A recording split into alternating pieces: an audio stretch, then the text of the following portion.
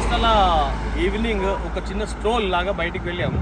పర్టికులర్గా ఇక్కడ వాతావరణం ఎలా ఉంటుందంటే 2 yearsకి ఒకసారి ఒక బిగ్ ఫెస్టివల్, దాని జాతర అంటారు యాక్చువల్గా. సారక్క సమ్మక్క అని మంథిని నుంచి ఆన్ ద వే ఇటు కాటారా ఉంటుంది. కాటారా నుంచి సారక్క సమ్మక్క ఇక్కడ నుంచి నాకు తెలిసి 150 kilometers డిస్టెన్స్లో ఉంటుంది. సో ఈ మహారాష్ట్ర నుంచి కానీ గోదావరి నుంచి వెహికల్స్ బెల్లంపల్లి, మంచిర్యాల ఇవన్నీ ఇటే పోతాయి ఎక్కువ వెహికల్స్. సో ఇది మన అడవి, ఈ అడవిలో గుట్ట ప్రాంతం. పర్టికులర్గా ఒక మెసేజ్ ఇవ్వడానికి నేను ఈ వీడియో చేస్తున్నాను. వంశీ, నువ్వు యూఎస్ నుంచి వచ్చావు, 15 days నుంచి వచ్చావు కనుక నీకు కూడా తెలియాలి అంటే మన ఏరియాలో ఈ ఫెస్టివల్స్ కానీ ఇవి కానీ ఈ జాతరలు ఇలా ఉంటాయని. సో పర్టికులర్గా ఈ వాతావరణం మెయిన్గా ఒక మెసేజ్ ఏంటంటే మనిషి కోసమే ఆలోచిస్తాడు కానీ ఎన్విరాన్మెంట్ కోసం చాలా తక్కువ ఆలోచిస్తాడు.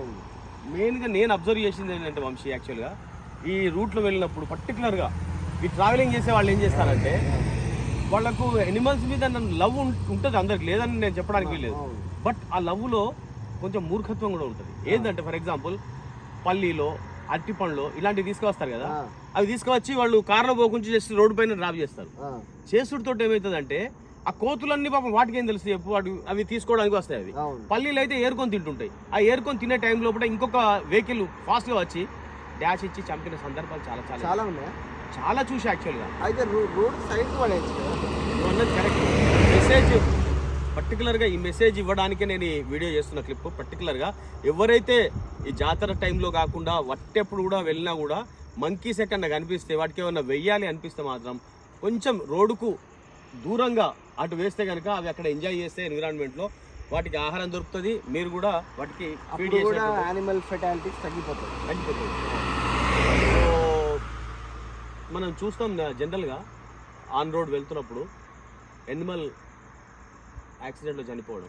అసలు ఎందుకు చనిపోయింది ఏంటో చాలా మందికి రీజన్స్ తెలియవు. ఆ తప్పిదం ఎవరిదంటే మనది యాక్చువల్గా. ఇప్పుడు ఫర్ ఎగ్జాంపుల్ మనం వెళ్తుంటే మేకలు వస్తాయి గుంపుగా. సో వాటిని రెస్పెక్ట్ చేస్తే తప్పేంది అందులో. ఒక 10 నిమిషాలు 5 నిమిషాలు ఆగితే అవి వెళ్ళిపోయినాక హ్యాపీగా పోవచ్చు మనిషి. చిన్న ఆ విషయంలో కూడా పేషెన్స్ మనిషి అంటే ఒక 5 నిమిషాలు లేట్ అయితే ఏం కాదు, తొందరగా పోవాలి అన్న ఒక తొందరలో ఉంటుంది. చూడు ఎంత రష్గా వెహికల్స్ వెళ్తున్నాయి.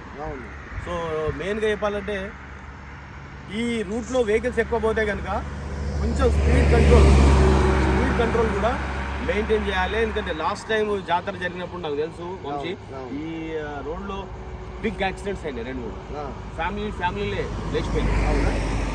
దానికి కారణం మెనీ రీజన్స్. స్పీడ్ కంట్రోల్ చేసుకోకపోవడం కావచ్చు, డ్రంక్ అండ్ డ్రైవ్ కావచ్చు, తర్వాత పర్టికులర్గా ట్రాఫిక్ రూల్స్ పాటించకపోవడం కావచ్చు. సో ఇట్లాంటివి నిజంగానే ఇట్లా జరగడం అనేది చాలా చాలా కష్టం. గవర్నమెంట్ ఎన్ని రూల్స్ అండ్ రెగ్యులేషన్స్ పెట్టినా, ఎన్ని హడల్స్ పెట్టినా కూడా ఇలాంటి యాక్సిడెంట్స్ జరుగుతూనే ఉంటాయి. బట్ యూఎస్లోనైతే ఇలాంటివి ఏమి ఉండవు అనుకుంటున్నాం. యూఎస్లో కూడా జరుగుతాయి విజయ్. యాక్చువల్లీ ఏంటంటే అక్కడ డీర్స్ ప్రాబ్లం బాగా ఉంది. సో మనము ఎప్పుడైతే హైవేస్ మీద పోయినప్పుడు వాళ్ళు పెడతారు, లైక్ కాషన్ పెడతారు. డీర్ బొమ్మ పెట్టి, డీర్ బొమ్మ ఉంటే ఏంటంటే ఇట్లా పెడితే సో అక్కడ ఆ ఏరియాలో కొన్ని 5-6 miles వరకు డీర్స్ ఉంటాయని అర్థం. సో ఏంటంటే కొంచెం స్లోగా బొమ్మని చెప్తారు, కానీ జనాలు ఏంటంటే యాక్చువల్ ఇప్పుడు 70 miles ఉన్నదనుకోండి స్పీడ్లో పెట్టేది. యూఎస్లో +10 పోవచ్చు, 80 పోతారు. 80-90 miles అంటే ఇక్కడ 140 kilometers రైట్. సో అంత స్పీడ్లో పోయినప్పుడు ఆ సడన్గా అడ్డం వస్తుంది, కంట్రోల్ లేదు. అయితే కొన్ని ఫ్యాటల్ యాక్సిడెంట్స్ జరిగిన కేసెస్ ఉంటాయి, చాలా ఉంటాయి. ఎవ్రీ ఇయర్ యూఎస్లో చాలా మంది చనిపోతారు డీర్ అడ్డం వచ్చి. డీర్స్ చనిపోతాయి. ఇంకా ఈ మన చిన్న ఈ స్క్విరల్స్ ఉంటాయి కదా, ఉడతలు చనిపోతాయి.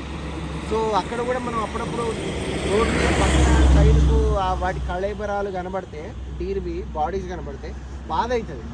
పాపం వాడికి తెలియదు కదా, వాటి రోడ్ క్రాస్ చేస్తుంటే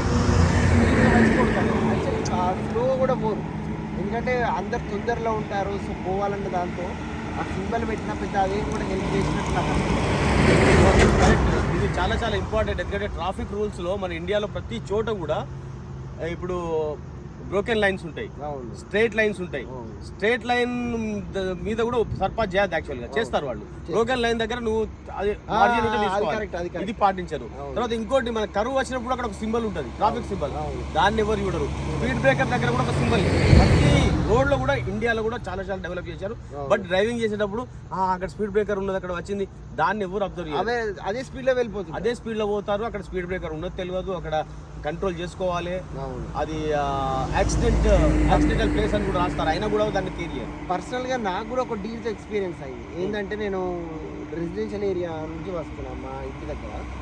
అది నేను స్లోగా వస్తున్నా. లక్కీ ఏంటంటే అది ఏంటంటే మంచి సడన్ గా ఉరికి వచ్చింది, అది బంపర్కు చిక్కుకున్నది. నేను కొంచెం స్లో బ్రేక్ వేసి అది ఏమైందంటే తప్పించుకొని వెళ్ళిపోయింది. So luckily the deer is saved, I'm also saved. Car కూడా యాక్సిడెంట్ అయ్యేది అప్పుడు రియల్ గా. సో ఏంటంటే దానికి బేసిక్ ఏంటంటే కొంత ఒక 10 miles లెస్ స్పీడ్ పోతే దాని సర్వైవల్ ఛాన్సెస్ మనకు కూడా యాక్సిడెంట్ పోకుండా ఉండడానికి ఆస్కారం. మెయిన్ ఇంపార్టెంట్ ఒక 10 miles స్పీడ్ తగ్గించుకోవాలి. కానీ జనాలు ఏంటంటే మన జనరల్ టెండెన్సీ ఏంటంటే పోదాం ఇంకో అదే స్పీడ్లో వెళ్ళిపోదాం అన్నట్టు ఉంటుంది కొంచెం. కరెక్ట్. ఇంకోటి రైనీ సీజన్లో అయితే పర్టికులర్గా అబ్జర్వ్ అయ్యి ఫ్రాక్స్ కప్పలు చాలా చచ్చిపోయి ఉంటాయి. దానికి కారణం స్నేక్స్ కానీ కప్పలు కానీ రోడ్ల పైన చనిపోతాయి. దానికి మెయిన్ కారణం ఏంటంటే మన వెహికల్ లైట్ ఉంటుంది కదా, ఆ లైటనింగ్ ఉన్న టైంలోనే అవి పాపం ఎందుకో క్రాస్ చేసే ప్రయత్నం చేస్తాయి. ఇక లైట్ ఉంది కదా నేను పోదాం అనుకుంటే ఆ టైంలోనే మనం స్పీడ్ కంట్రోల్ కాక వాటి మీద చచ్చిపోయే పరిస్థితులు. కాబట్టి రైనీ సీజన్లో కానీ నైట్ కానీ మనకు విజన్ సరిగ్గా ఉండదు. కాబట్టి ఎంత స్లోగా ఎంత పర్ఫెక్ట్గా కాన్సన్ట్రేషన్ తోటి మనం జర్నీ చేస్తామో అప్పుడే హ్యాపీ జర్నీ అవుతుంది. హ్యాపీ జర్నీ అంటే మనం జర్నీ చేయడం కాదు, ఎదుటి ఎనిమల్స్ కానీ ఎదుటి వారిని కూడా మనం దృష్టిలో ఉంచుకొని వాటికి సేఫ్ ప్లేస్ చేస్తే అప్పుడే మన హ్యాపీ జర్నీ. సో ఈ ఇయర్ నెక్స్ట్ ఇయర్ మళ్ళా వంశీని చూస్తాం, ఎందుకంటే ఇయర్లీ వన్స్ వస్తున్నాడు కాబట్టి యూఎస్ నుంచి. ఈ సంవత్సరం ఇది ఒక గ్రేట్ మెమొరీ, గోల్డెన్ మెమొరీగా నేను భావిస్తున్నా. సో వంశీ ఈ ఎక్స్పీరియన్స్ మాత్రం లైఫ్ టైం మనం గుర్తుంచుకోవాలి. ఇది ఒక మంచి మెసేజ్గా నేనైతే నేను కూడా అదే. Thank you.